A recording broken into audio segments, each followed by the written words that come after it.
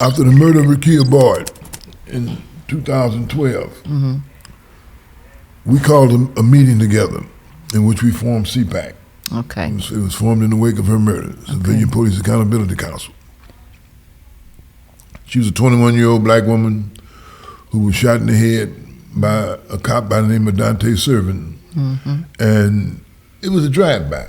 It was a drive-by. He claimed that they were making too much noise in a public park, and he drove by and shot in that park, and hit her in the head with that bullet, and she died instantly. So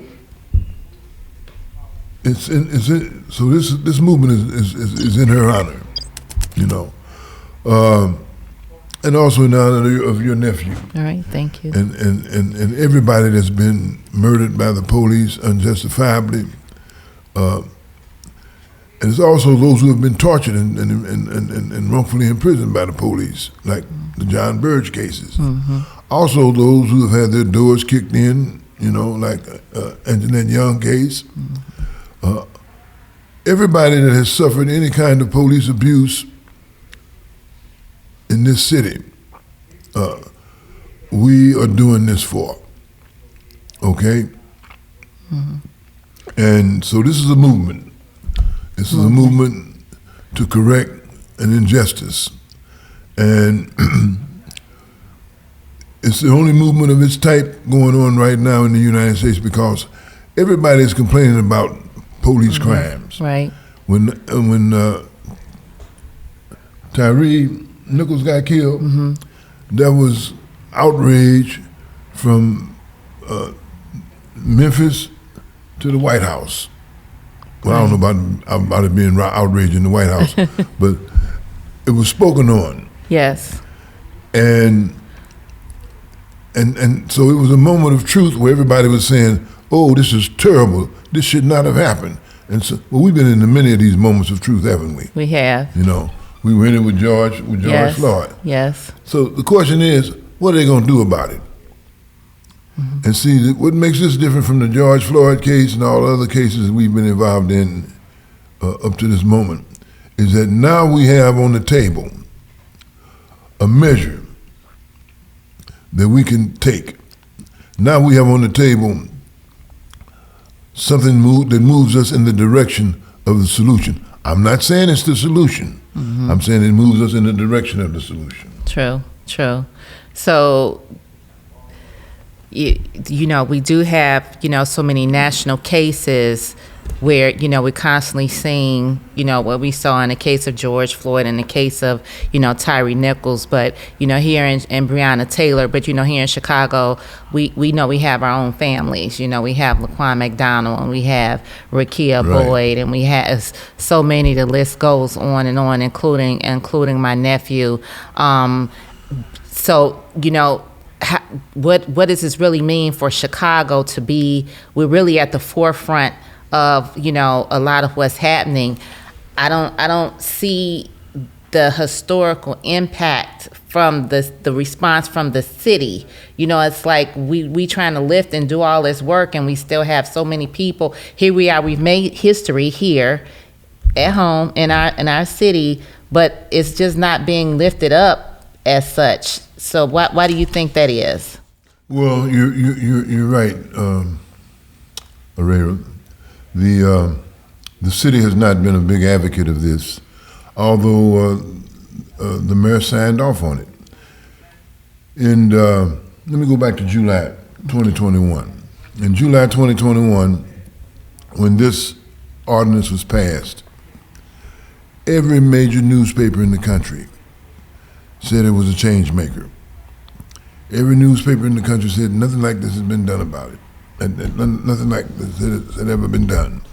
So we had the historical significance of this being appreciated by people all over the country, including the Chicago Tribune to some extent, and the Sun-Times to some extent.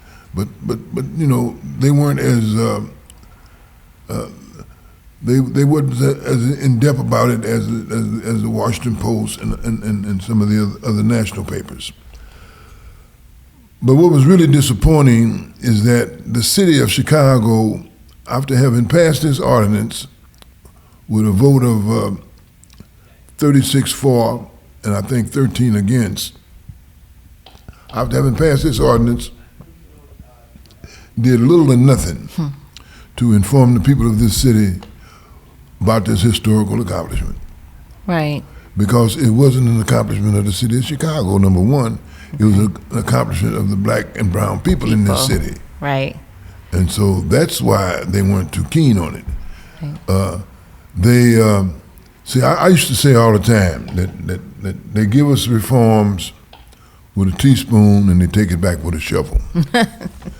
So now, that's a good analogy. This was the first time. This was the first time that our movement came with a shovel. So now they got the teaspoon. And they're not ready for that. They're not ready. They don't like having the teaspoon. Absolutely not. So they're not. It's not very popular with them. Right. Right. The mayor, if I may just say so, the mayor has blocked us every step of the way. Right. She signed off on it.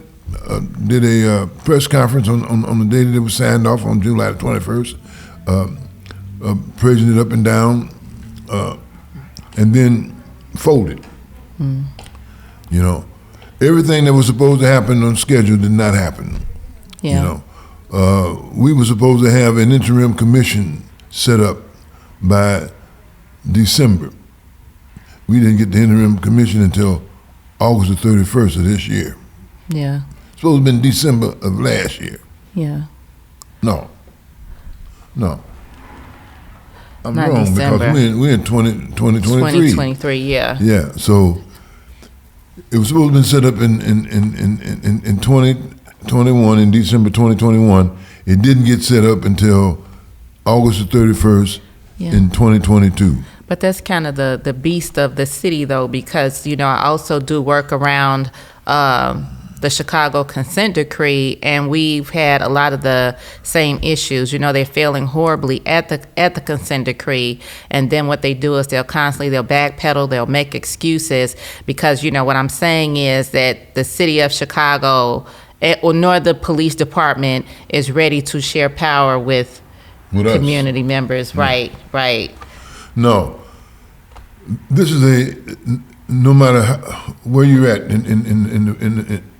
in the political spectrum, this is clearly a democratic advance because the people have not had any say, any voice in how their communities are policed, and to just have the option on the table is a step forward. It's never even been on the table before.